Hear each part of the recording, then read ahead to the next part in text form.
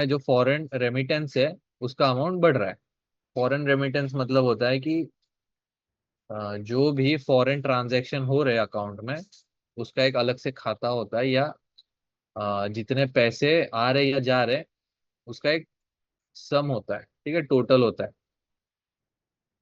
तो बैंक ने मुझे वो भेज दिया तो मैंने बंद कर दिया, ठीक है। अब सबका अलग अलग होता है, आपको मिलेगा नहीं मिलेगा वो अलग चीज है। तो इस चीज से बचना है तो बैंक में ज्यादा से ज्यादा 1 लाख रुपए महीने का, ठीक है। 1 लाख से ज्यादा अगर लोगे तो बैंक आपके ट्रांजेक्शन पे ध्यान रखना स्टार्ट कर देगी, आपसे सवाल करेगी कि भाई ये पैसा कहाँ से आ रहा है। अगर आप बता रहे हो कि भाई मैं फॉरेक्स ट्रेड करता हूँ तो हो गया भाई, ठीक है। तो ये चीज से बचने के लिए बस क्रिप्टो है। तो क्रिप्टो में कोई बायर सेलर ढूंढ लो यूएसडीटी का, नहीं तो दुबई चले जाओ, नहीं तो एक्सचेंज करवा लो, जैसे डेल्टा एक्सचेंज है। वहां पर आपका जो भी यूएसडीटी रहेगा उसमें टैक्स वगैरह टीडीएस वगैरह कट के आपके पास सीधा बैंक अकाउंट में पैसा आता है, ठीक है। ये चीज है, वो टैक्स्ड रहेगा पैसा, ठीक है, वो टैक्स्ड रहेगा, वो अनटैक्स्ड नहीं रहेगा। अनटैक्स जो रहेगा आपका ये सीधा बैंक में आ रहा है ये, ठीक है, क्योंकि आप डॉलर से कन्वर्जन सीधा आईएनआर में ले रहे हो, ये चीज है। और स्लीपेज का बताता हूँ, स्लीपेज का कैसा है। अब मानो ये एक लेवल है, एनएफपी का न्यूज है। तो एनएफपी के न्यूज के टाइम आपको पता है कि 100 से 150 पिप ऊपर या नीचे ही खुलती है। अब जिसने बाय स्टॉप लिया है, 1 2 3 4 5 6 7, चलो सबने लगाया बाय स्टॉप 2 रुपए पर, ठीक है। अब 2 रुपए पर बाय स्टॉप लगाया, बट कैंडल सीधा 100 पिप खुली है, मतलब मान लो 5 रुपए पर खुली है। तो जो सर्वर्स होते हैं ब्रोकर के, वो इतना हाई वॉल्यूम झेल नहीं पाते, ठीक है। इतना हाई वॉल्यूम वो लोग झेल नहीं पाते, और जो कैंडल सीधा 1 सेकेंड के अंदर 2 रुपए से 8 रुपए या 7 रुपए पर गई है, तो जो ऑर्डर है ज्यादा से ज्यादा अवॉइड करते हैं कि मतलब कम स्लीपेज लगे, और जो एग्जीक्यूशन होता है वो यहाँ पर 3 रुपए या 4 रुपए पर होता है, ठीक है। तो आपने जो 2 रुपए पर लगाया स्टॉप, बाय स्टॉप 4 रुपए पर लगा, तो ये मिनिमम स्लीपेज लगाया आप, ठीक है। जो बंदा एक्सएम का ब्रोकर यूज करता है भाई वो जाने दो फिर। मुझे अनएम्प्लॉयमेंट क्लेम्स में 40 पिप का स्लीपेज लगा था, ठीक है। मूव दिया था 60 पिप और स्लीपेज लगा था 40 पिप। ये तो भी एनएफपी था। एनएफपी में मुझे कुछ 30 पिप का लगा था, 30 या 35 पिप का, ठीक है। वो मूव आई थी कुछ 100 पिप या 200, 120 पिप ऊपर।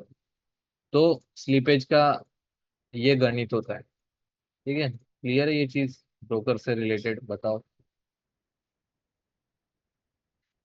तो ये ना हमारे हाथ में ना ब्रोकर्स के हाथ में, क्योंकि सर्वर ऐसी चीज है कि वो खुद भी कंट्रोल नहीं कर सकते, बस कुछ कम ज्यादा उसमें होता है।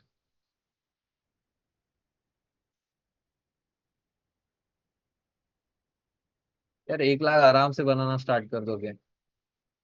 अगर $1000 का भी अकाउंट है guys, on a serious note, $1000 का भी अकाउंट है, और महीने का बोल रहा हूँ, चलो महीने का, ठीक है, ये हम 500 पे एक वीक का बनाते हैं, बट महीने का तुम अगर 500 पे बना रहे हो सिर्फ और सिर्फ 0.20 लॉट से, ठीक है, ये होते हैं $1000, क्लोज टू 1 लाख रुपया होता है, ठीक है। इतनी सैलरी आईएएस की भी नहीं होती है।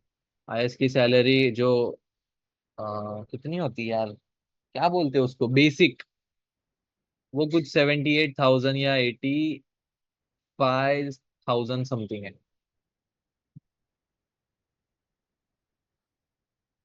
हाँ जो भी है वो, अब मैं कर रहा था यूपीएससी की तैयारी, एमपीएससी की तैयारी, तो मुझे पता है, ठीक है। मुझे सारे प्रोफेशंस की बेसिक सैलरी पता है, क्योंकि मैं सब करके बैठा हूँ। ये मर्चेंट नेवी में भाई तुमको उतना सेक्रीफाइस भी देना पड़ता है। ये फंडेड अकाउंट्स का कहानी बताता हूँ, रुको अभी। फंडेड अकाउंट्स का कैसा होता है? शायद ये मैंने बताया है तुमको, बट चलो फिर भी बता देता हूँ। ये है प्रॉप फर्म्स, जो कि है आपके फंडेड अकाउंट, ये रहेंगे आपके ब्रोकर्स, और ये रहेगा MT5। ठीक है। अब प्रॉप फर्म्स कैसे काम करते हैं वो बताता हूँ, फिर विड्रॉवल्स का तो सेम एक ही तरीका है आपके पास कि आप क्रिप्टो में विड्रॉवल्स लो। ठीक है, तो स्टोरी सुनो उससे अच्छा। तो पहले क्या होता था, प्रॉप फर्म्स आने के पहले ब्रोकर और प्लेटफॉर्म होता था। ठीक है, MT5 आपका है प्लेटफॉर्म।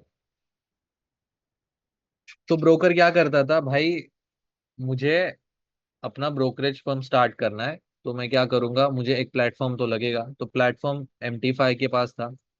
तो जो भी ब्रोकर्स आते थे, जैसे कि ब्लैक बुल आपको पता है कि किसका है? फंडिंग पिप्स का पहला ये था, ये ब्रोकर। देन अभी कौन सा है, जैसे एक्सनेस हो गया। एक्सनेस तो नहीं प्रॉप फर्म्स को सपोर्ट करता, लेकिन फिर भी XM। देन 8 कैप्स, अगर किसको पता है। देन उसके बाद कौन सा था, पर्पल ट्रेडिंग। ठीक है। तो ये ब्रोकर्स क्या करते थे, सबसे पहले अपना लाइसेंस रजिस्टर करते थे MT5 में। ठीक है, MT5 क्या था, ट्रेडिंग प्लेटफॉर्म था। तो जो भी पैसा बनता था ब्रोकरेज का, कुछ सम अमाउंट ऑफ परसेंटेज जाता था MT5 का, क्योंकि MT5 का ये लोग प्लेटफॉर्म यूज कर रहे हैं। बट जब से प्रॉपफॉर्म्स आया, जो कि आपके फंडेड अकाउंट्स है, तो ब्रोकर्स ने क्या सोचा, और फंडेड अकाउंट्स वालों ने, कि ये दोनों एक साथ टाई अप कर लेंगे। मतलब प्रॉपफॉर्म्स वालों ने ब्रोकरेज के साथ ये कर लिया, क्या बोलते हैं, टाई अप कर लिया। तो जो भी पैसा बनता था, तो प्रॉप फर्म्स और ब्रोकर्स के बीच में, मतलब ये दो लोग का 50-50 हो जाता था। बट ये लोग प्लेटफॉर्म किसका यूज कर रहे थे पहले, MT5 का। तो MT5 को कुछ भी पैसा नहीं मिल रहा था, कुछ भी मतलब परसेंटेज नहीं मिल रहा था। जो भी पैसा बना रहे थे प्रॉप फर्म्स वाले बना रहे थे, और ब्रोकर बना रहे थे। जैसे कि फंडिंग पिप्स वालों का ब्लैक बुल के साथ था, और ब्लैक एंड ब्लू बोल रहा हूँ, ब्लैक बुल का MT5 के साथ था। तो ये लोग इनडायरेक्टली MT5 यूज कर रहे थे ब्रोकर्स का। तो जो भी पैसा बन रहा था 50-50 ये लोग में, तो MT5 बोला ये ऐसा तो चलेगा नहीं, ये लोग मेरा प्लेटफॉर्म यूज कर रहे हैं। तो ये लोग के लाइसेंस कैंसिल करवा दिए MT5 ने। तो इसके वजह से बहुत सारा आउटरीच हुआ था, बहुत सारे प्लेटफॉर्म्स बंद पड़ गए, जैसे फंडेड ट्रेडर, फंडिंग पिप्स भी कुछ एक हफ्ता बंद था। और कौन सा बंद हुआ, बहुत सारे बंद हुए, अब मुझे तो नाम नहीं पता। ठीक है, तो यही कहानी है उनके पीछे। अब ये लोग ब्रोकर रजिस्टर कर रहे हैं, तो सबसे अच्छा अभी चल रहा है फंडेड नेक्स्ट।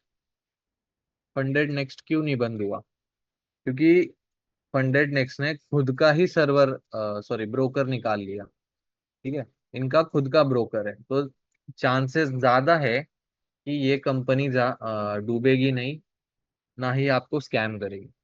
ठीक है, आपको टाइम टू टाइम विड्रॉल्स मिलेगा, जो भी इनका कंडीशन है आपको फॉलो करना पड़ेगा। न्यूज ट्रेडिंग भी कर सकते हो, और वीकली होल्ड भी कर सकते हो। फंडिंग पिप्स दूसरे का यूज कर रहा है, जो है सी ट्रेडर्स। ठीक है, ये प्लेटफॉर्म भी है और इनका ब्रोकर भी है।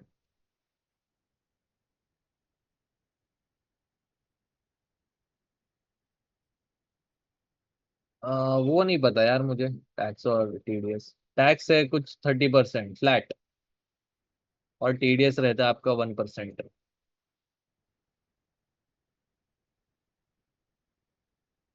फॉरेक्स कुठला फॉर्म भरावा लागतो बैंक अरे वो मत करो।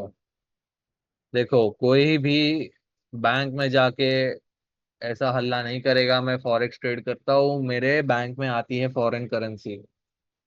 भाई ITR वाले ना एक एक पैसे का आपको हिसाब मांगेंगे फिर। ठीक है,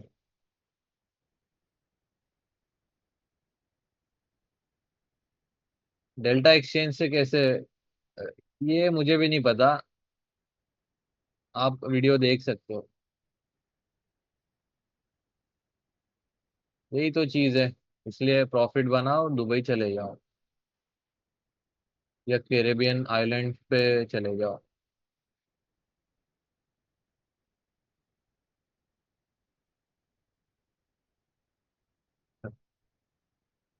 क्रिप्टो का अकाउंट वगैरह कैसे खोलना, नहीं यार इतना मुझे भी नहीं पता। मैंने बाइनेंस में खोला था 2019 में, वो भी मेरे दोस्त ने मुझे ऑनलाइन डिस्कॉर्ड पर खोल के दिया था। तो उसके बाद बाइनेंस तो बंद ही हो गया 2020, 20 नहीं अभी रिसेंटली 23 में।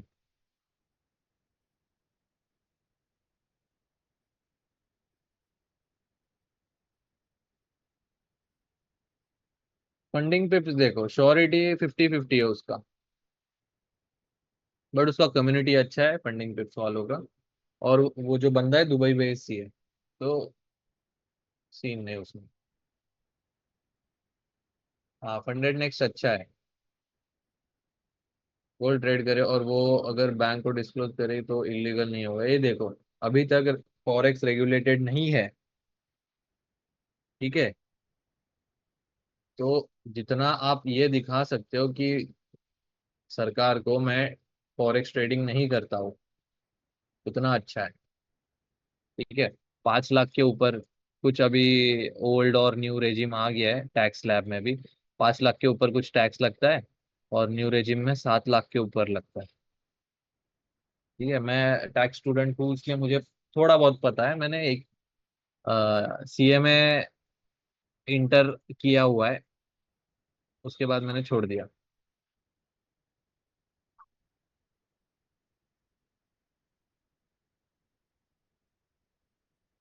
नहीं नहीं भाई, ऐसा मत बोलो। हाँ पाँच, देखो साल भर में 5 लाख के ऊपर लो, वो भी कैसा, 5 लाख डिवाइडेड बाय 12 कितना होता है यार, कर लो कुछ ना, मेरे को भी नहीं पता। 40,000, 40,000 भी नहीं है, कमी है। 5 लाख डिवाइडेड बाय 12, वही 40,000, 41-40,000 समथिंग। तो हर महीने 40-40,000 लो, बस हो गया यार, खर्चे निकल रहे। बाकी यूएसडीटी में जमा के रखो, दुबई जाओगे तो करवा लेना।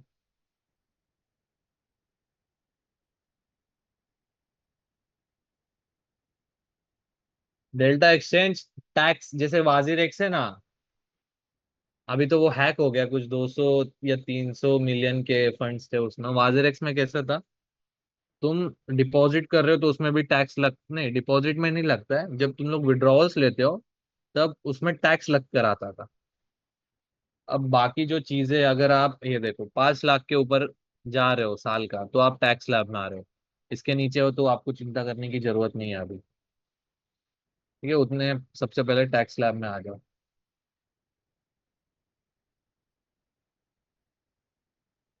तो सर वीडियो किस चीज पे, वीडियो नहीं यार, उस पे बहुत सारे वीडियोस बने, हम ट्रेडर है ऐसे, ट्यूटोरियल्स वीडियो बनाने वाले बंदे थोड़ी है।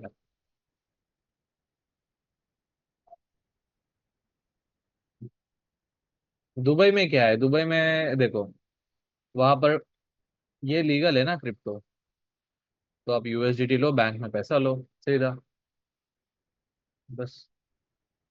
ये देखो बस, इस ट्रेडिंग प्रोफेशन में आए हो ना, तो सीए को कंसल्ट कर लो, वो आपको ना एक एक नया नया ट्रिक बताएगा कि इसको ऐसे अवॉइड करना है, इसको ऐसे टैकल करना है, ठीक है। उसको बताओ कि ऐसी ऐसी चीजें भी होती है, तो वो आपको कुछ लूप होल निकाल के दे दे।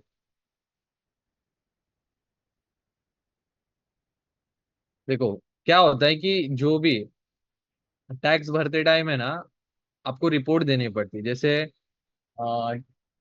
जीरोदा में होता है ना, वीकली स्टेटमेंट, मंथली स्टेटमेंट, तो वो स्टेटमेंट आपको सीए को देना पड़ता है, ठीक है। फिर सीए उसमें से निकाल कर बताता है कि भाई हाँ मेरे को इतना प्रॉफिट इतना लॉस हुआ है।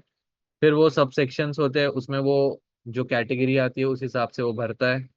फिर उस हिसाब से वो कैलकुलेट होके आपका टैक्स आता है। तो फॉरेक्स में ऐसा नहीं है, ठीक है। आप एक्सनेस में जाके अपनी ये नहीं दिखा सकते हो।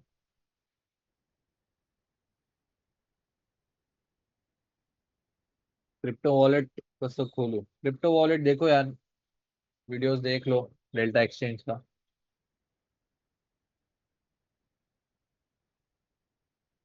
हाँ, मंथली कमा रहे हो 10 लाख के ऊपर तो कांटेक्ट करो टॉप जी की टीम को। यूएसडीटी बायर सेलर्स, दुबई में कॉन्टैक्ट्स है, वो कर देते हैं। मेरा तो बाइनेंस ही नहीं चल रहा है ना, मुझे ऐप स्टोर पे दिखा रहा है। नहीं नहीं नहीं, गोल्ड, ये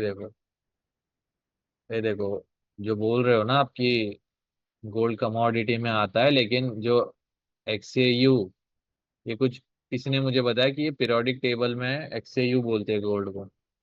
ठीक है, एक्सएयू यूएसडी लग रहा है ना यहाँ पर, एक्सएयू आईएनआर होता तो ये लीगल होता, बट यहाँ पर यूएसडी लगा है। समझे?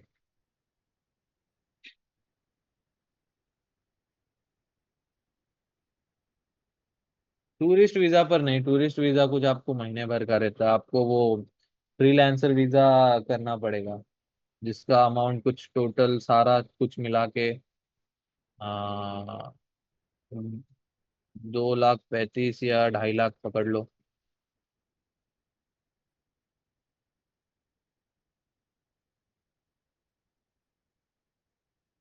ठीक है, और कुछ डाउट है किसी को?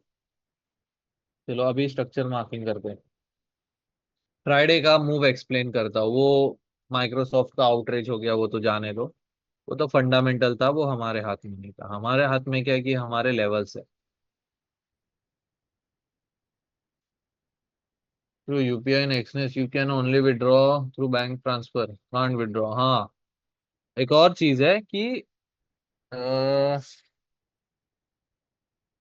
जिस मेथड से आप डिपॉजिट करते हो ना, उसी मेथड से आपको उतनी अमाउंट विड्रॉवल लेनी पड़ती है। ठीक है, अब एक्सनेस में कैसा है कि अगर आप डेबिट, कोई भी कार्ड है, $500 डिपॉजिट किए, तो $500 सबसे पहले विड्रॉ भी करने पड़ेंगे कार्ड से ही, कार्ड मेथड से।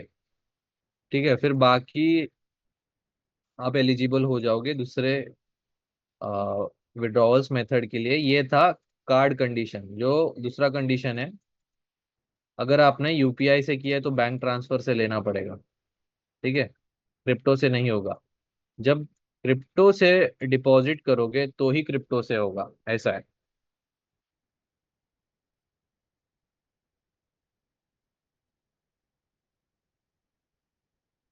क्या यहाँ अपने किसी बंदे का अकाउंट बना के वहां रहता है? एक्सनेस टू एक्सनेस, देखो एक्सनेस का कैसा है, अगर आप मेटा ट्रेडर में जाओगे और सर्च करोगे एक्सनेस, तो वहां पर आपको बहुत सारी चीजें आएगी। Exness K E, Exness SC, Exness UK, Exness technology. ठीक है, तो जो एरिया होता है, रीजन वाइज होता है इनका भी। ठीक है, ये चीज है, अगर आपको रिस्क लेना है करके देखो। मैंने तो नहीं किया कभी।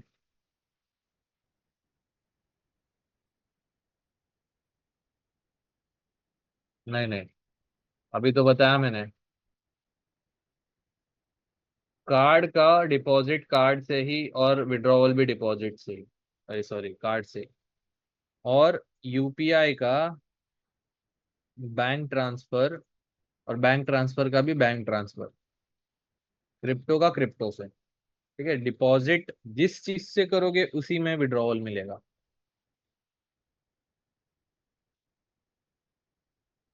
यूपीआई से भी ना, यूपीआई डायरेक्ट वाले से करो, यूपीआई क्यूआर ये वो से मत करो। ठीक है, चलो अभी देखते दूसरा चीज। चलो, और मैं थोड़ा सा ये चैट ऑफ कर रहा हूँ थोड़ा। अब यहाँ पर मैंने बाय करके रखा है, क्योंकि मैं फ्राइडे को मस्त लेट नाइट तक जगा। फिर मैंने देखा कि भाई यहाँ पर बन रहा है अच्छा खासा, एक बुलिश एंगल फिंग बनी थी। देन मैंने वेट किया कि यहाँ पर थोड़ा सा कुछ हो सकता है, मतलब बेरिश मूव कंटिन्यू हो सकता है।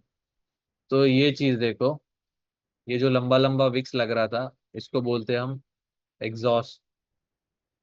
ठीक है, कैंडल मतलब डिसाइड नहीं कर पा रही है, इनडिसीजन कैंडल्स बन रही है, ठीक है। तो यहाँ पर मैंने बस रिस्क लेकर बाय कर लिया था, थोड़ा सा बड़ा एसएल रखकर। कहाँ पर है मेरी एंट्री, दिखाता हूँ, एक मिनट बताता हूँ देख के। ये मैं छोटे अकाउंट्स में लेता हूँ बस, जो मैंने बस ऐसे ही बना के रखे, 500 1000 डॉलर के। 0.10 0.20 से आ गया तो आ गया भाई, चला तो चला, नहीं चला तो जाने दो। हाँ, 3239 पे। बहुत लेट बैठी है क्या? 2399 पर है, मतलब यहाँ पर। और मैंने एसएल एसएल लगाया लो के नीचे, 4 आवर की लो। ये 50 60 पिप्स का एसएल है, देखते हैं अभी। हाँ, अब ये मूव एक्सप्लेन कर देता हूँ। 1 आवर में चेंज ऑफ कैरेक्टर आया, और मैंने सप्लाई डिमांड के लेक्चर में एक चीज बताई थी, जहां से भी इम्पल्स आता है, ठीक है, जहां से भी इस पॉइंट से इम्पल्स आया डाउन साइड के लिए, हैवी हैवी बोल रहा हूँ, एग्रेसिव मूव आया है, ठीक है, तो उसके पहले के जो कैंडल्स होते हैं, अपोजिट कैंडल्स, उसे हम एज अ डिमांड और सप्लाई यूज करते हैं। अब यहाँ पर मैंने कंडीशन में लिखवा के लिख दिया था कि सिंगल कैंडल होती है या ग्रुप ऑफ कैंडल्स होती है। तो यहाँ पर ग्रुप ऑफ कैंडल्स, अभी आप खुद देख लो, थोड़ा कॉमन सेंस लगाना पड़ता है इस चीज में, कि कहाँ पर ग्रुप ऑफ कैंडल्स और कहाँ पर सिंगल कैंडल मार्किंग करनी है, ठीक है। तो यहाँ पर सिंगल कैंडल मार्क की थी, मार्केट ने यहाँ पर टैप किया, evening star plus bearish engulfing बनाई, ठीक है, यहाँ से सेल हो गया। अगर इसी चीज को अगर हम देखते हैं, चलो 1 आवर देखते हैं। अब किस किस को डाउट है कि इंटरनल स्ट्रक्चर कब बनाना है। अब यहाँ पर देखो, इतना रेंज में ना गोल्ड, ये देखो, रेंज कर रहा था। तो ऐसे टाइम पर क्या करना है, 1 आवर के नीचे सबसे छोटा टाइम फ्रेम कौन सा है? 30 मिनट में नहीं, 15 मिनट में हम निकालते, 15 मिनट में आएंगे, यहाँ पर देखते स्ट्रक्चर कैसा है, ठीक है। यहाँ से देखूंगा मैं, टू कैंडल रिट्रेसमेंट कहाँ पर आई है, नहीं आई है, ठीक है, तो इसको जाने दो। बट हमारा ये प्रीवियस स्ट्रक्चर था बेरिश, ठीक है। ये देखो, फिर यहाँ से मैं देखूंगा कहाँ पर है बाइंग का कुछ। ये देखो, ये 1, टू कैंडल रिट्रेसमेंट 2, फिर से ये 3, टू कैंडल रिट्रेसमेंट 4, एंड यहाँ पर टू कैंडल रिट्रेसमेंट आई है क्या? नहीं आई है, तो यहाँ पर 5। तो किस किस को याद है कि यहाँ पर हमने बाइंग का ट्रेड लिया हुआ था, ठीक है। ये हमने एक लेवल मार्क किया था, और आप ये भी बोल सकते हो कि 15 मिनट में ये एक डिमांड है। हाँ, कहाँ पर है, बाय जोन, हाँ, ठीक है। तो इंड्यूसमेंट का भी एग्जांपल है इसमें, और लिक्विडिटी का भी। ये देखो, मार्केट ने एक बार टैप किया, ऊपर चली गई, मतलब जिसने भी बाय किया है इस लो के नीचे एसएल, ठीक है। एक बार यहाँ पर फेक बाइंग की कंफर्मेशन दी, यहाँ से भी बंदे बैठ गए, तो यहाँ पर भी एसएल, ठीक है। नेक्स्ट टाइम जब मार्केट आई एकदम नीचे गई, यहाँ से लिक्विडिटी स्विप, यहाँ से लिक्विडिटी स्विप, यहाँ तक लो लगाया, यहाँ से अच्छी बाइंग आई, ठीक है। बट ये हुआ किस टाइम फ्रेम पर, 15 मिनट टाइम फ्रेम। तो इसके बाद अगर हम देखते हैं, तो सेम चीज, ये देखो, फिर नेक्स्ट 1 2 3 कहाँ पर बन के आता है, ये रहेगा 1, यहाँ पर टू कैंडल रिट्रेसमेंट, ये रहेगा 2, एंड यहाँ पर 3, चेंज ऑफ कैरेक्टर हुआ, ये बनेगा मेरा QML, 15 मिनट का डबल टॉप, और यहाँ पर रेजिस्टेंस बिकम सपोर्ट, ठीक है। तो QML से देखो, एकदम प्रिसाइजली, यहाँ पर भी देख सकते हो QML का पहले इसने एक फेक बाइंग आया, ठीक है, जो भी यहाँ से बाय करके बैठा उसका एसएल यहाँ पर। नेक्स्ट टाइम जब प्राइजेस यहाँ पर आई, इनका एसएल उड़ाया, लिक्विडिटी ग्रैब, या लिक्विडिटी स्विप, यहाँ से सेलिंग। ठीक है, इंड्यूसमेंट भी बोल सकते हो आप। जब तक आपका लेवल टैप नहीं होता आपको ट्रेड नहीं लेना है। यहाँ पर लेवल टैप हुआ, 1 मिनट में हम कंफर्मेशन देखेंगे क्योंकि 15 मिनट का लेवल है। ये देखो प्रॉपरली एक इवनिंग स्टार बना है। मैं तो बोलता हूँ इवनिंग स्टार बनते ही हमने ट्रेड लेना चाहिए। 20 पिप, 15 से 20 पिप का एसएल, 15 पिप का भी एसएल रखते थे। तो भाई आज तुम बहुत ज्यादा प्रॉफिट में होते। अरे बाप रे, इसको जितना नीचे लो उतना कम है। देखो सिर्फ 15 मिनट की क्यूएमएल से। अब किसको पता था कि माइक्रोसॉफ्ट का आउटरीच आने वाला है? किसी को नहीं पता था, बट स्ट्रक्चर ने हमें पहले ही बता दिया था, सेलिंग का इंडिकेशन दे दिया था। तो स्ट्रक्चर की ना यही एक खास बात होती है। क्लियर है ये चीज?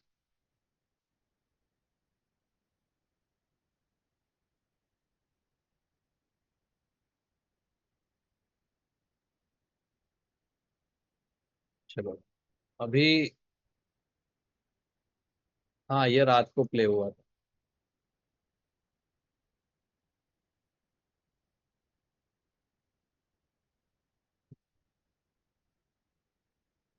थ्री गलत मार्क किया है, ओके।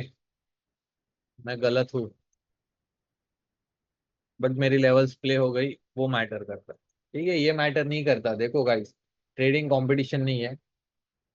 आपके अगर लेवल्स प्ले हो रहे हैं और आप प्रॉफिट बना रहे हो, बस खत्म बात। आपके आपके लिए क्या वर्क कर रहा है? आपके लिए सपोर्ट रेजिस्टेंस भी वर्क कर सकता है। ठीक है, यहाँ पर ट्रेंड लाइन भी वर्क करेगा। प्रॉफिटेबल हूँ, बस हो गया। ये देखो ट्रेंड लाइन भी यहाँ पर वर्क करता है। ये देखो मेरा ट्रेंड लाइन का ब्रेकआउट हो गया। अब रिटेस्ट पे मैं सेल करूंगा।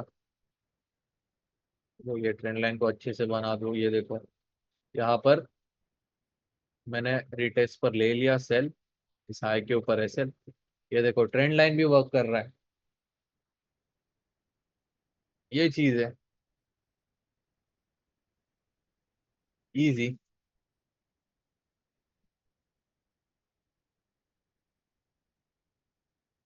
अब यहाँ पर मैं फिर से ट्रेंड लाइन निकालूंगा, देखते हैं। अब यहाँ पर देखो ये ट्रेंड लाइन का ट्रायंगल पैटर्न बन रहा है। यहाँ से जब ऊपर ब्रेकआउट देगा मैं फिर से टेस्ट पे ले लूंगा।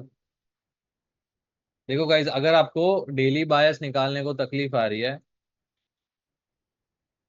तो 4 आवर का मार्किंग करना स्टार्ट करो। ठीक है, 4 आवर मार्किंग करो। ठीक है, पीछे से एकदम 1 महीने से या 1.5 महीने पहले से, 1.5 2 महीने पहले का डेटा से 4 आवर मार्किंग करना स्टार्ट करो। ठीक है, वही 4 आवर का मार्किंग करके फिर डेली में देखो क्या चल रहा है। अगर डेली बुलिश है उस हिसाब से 4 आवर के हिसाब से तो आपका डेली भी बुलिश है। मतलब फॉर द वीक आपको क्या करना है, बस बाइंग के ट्रेड्स प्रेफर करना है ज्यादा कर। हाँ ठीक है गाइज। चलो, और किसी को क्या डाउट है? सर 14 एज है, रिव्यू दूं या नहीं? दे दो यार। भाई पढ़ने लिखने की कोई एज थोड़ी होती है यार। अभी एक ऑफिसर थे, उनका नाम शायद मैं ना बता पाऊँ, बट उन्होंने भी रिव्यू दिया। ठीक है, रिटायर्ड एक्स मिलिट्री ऑफिसर है वो, अच्छे पोस्ट पे से है। ठीक है, उनका हमने फेस ब्लर कर दिया है कुछ इशू की वजह से, बस बाकी कुछ नहीं। नेक्स्ट क्लास कब होगा? नेक्स्ट क्लास आपका अतुल के साथ होगा, और मेरा आपके साथ यही तक सफर था। ठीक है, मेरी ये लास्ट क्लास रहने वाली है आपके साथ। बायस मैंने बताया ना अभी यार, डेली में आओ। जो बंदा ना प्रैक्टिस नहीं कर रहा ना, ठीक है, प्रैक्टिस इन द सेंस वो कर रहा है प्रैक्टिस, बट एक एक कॉन्सेप्ट का प्रैक्टिस करना होता है इसमें। अब मल्टी टाइम फ्रेम तुम लोग प्रैक्टिस नहीं कर रहे हो, डेली में मार्किंग्स नहीं कर रहे हो, तो ये देखो डेली में मुझे क्लियरली नजर आ रहा है। ठीक है, एज अ बिगिनर भी समझ लो। ये देखो क्या दिखा रहा है यहाँ पर, ये देखो ये 1 2, यहाँ पर 3। ठीक है, ये देखो 1 2 3। देखो बुलिश है, डेली बुलिश है तो मेरा, देखो डेली से बायस आपको डिसाइड करना है। अगर डेली मेरा बेरिश है तो मैं सेलिंग के ट्रेड ज्यादा प्रेफर करूंगा। अगर मेरा डेली बुलिश है तो मैं बाइंग के ट्रेड्स ज्यादा प्रेफर करूंगा। ठीक है, अब जब मेरा डेली में चेंज ऑफ कैरेक्टर हो जाएगा, मतलब ये कुछ ऐसा दिखेगा, तब मैं गोल्ड में ज्यादा करके सेलिंग देखूंगा। ठीक है, ये चीज है।